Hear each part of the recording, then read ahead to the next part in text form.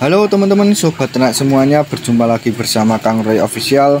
Salam edukasi, salam inspirasi, salam sobat ternak semuanya.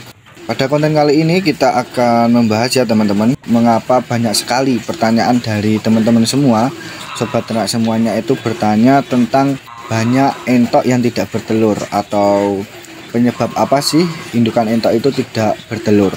Dan pada musim kali ini itu banyak sekali para peternak mengalami hal tersebut. Kang Roy sendiri pun juga mengalami hal seperti itu teman-teman. Banyak indukan entok yang tidak bertelur di musim kali ini, dimana di musim penghujan.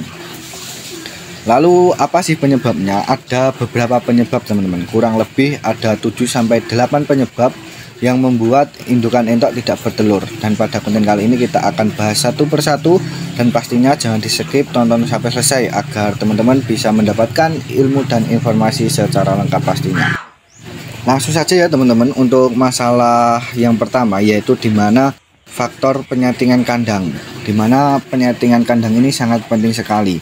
Yang terutama itu para peternak, biasanya ternak entok itu sistem umbaran, dimana banyak sekali indukan dan banyak juga pejantan. Lalu seperti apa sih maksud Kang Roy itu? Maksud Kang Roy, masalah penyetingan kandang ini yang dimana ketika kita menggunakan sistem umbaran, kita itu memiliki beberapa pejantan. Dan ketika salah satu pejantan itu membuahi si betina, itu juga bisa gagal teman-teman. Atau pejantan tersebut itu bisa juga tidak jadi membuahi si betina. Karena apa? Karena biasanya kalau pejantan lagi membuahi itu pejantan lainnya itu biasanya mengganggu. Nah, faktor itulah yang menyebabkan pejantan itu tidak jadi membuahi betina dan alhasil betina tidak jadi bertelur. Jadi untuk masalah penyetingan kandang ini sangat penting sekali.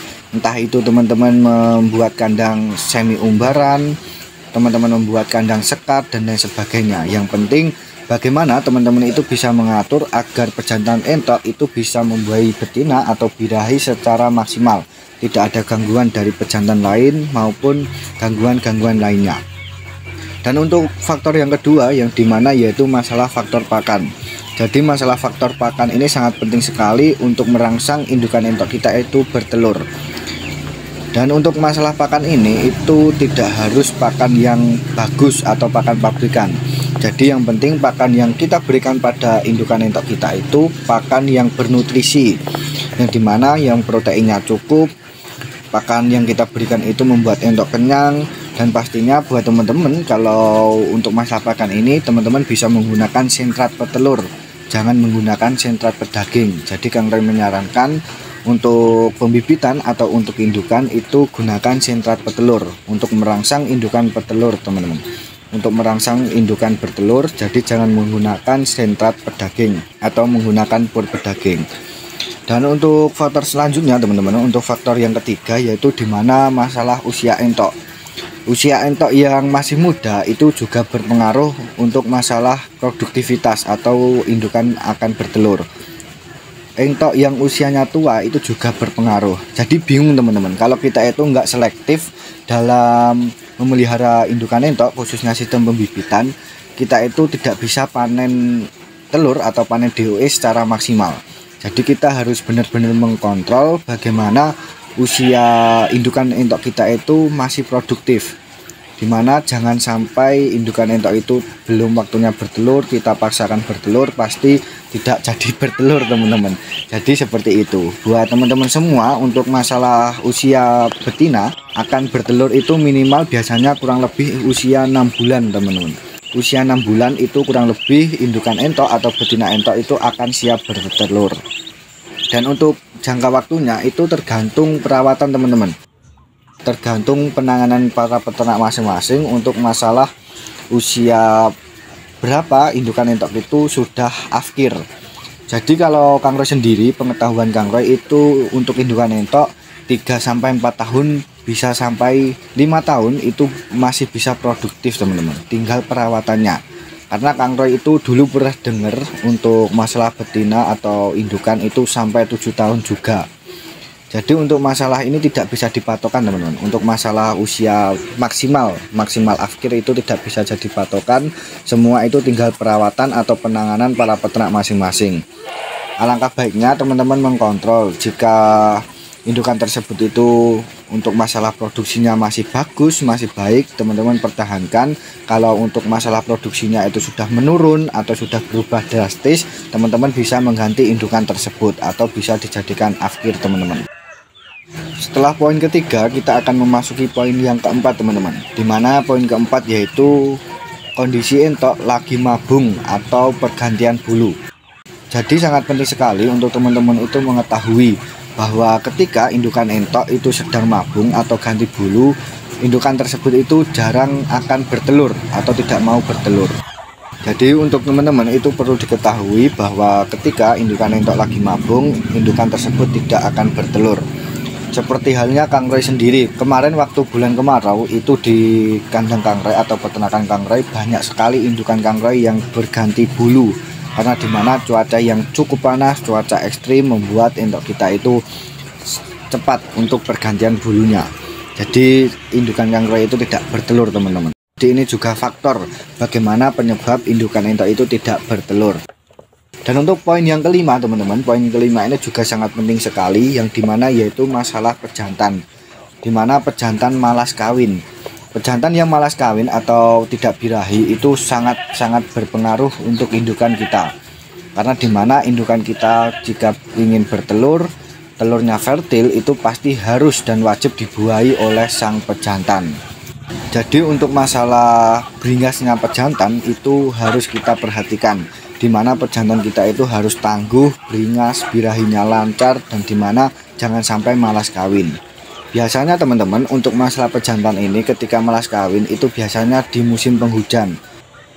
Banyak sekali teman-teman itu yang konsultasi yang dimana entoknya tidak kunjung bertelur. Itu biasanya teman-teman itu juga masalah faktor pejantan yang malas kawin, dimana pada musim penghujan akhir-akhir bulan ini itu sangat berpengaruh sekali untuk produktivitas sang pejantan.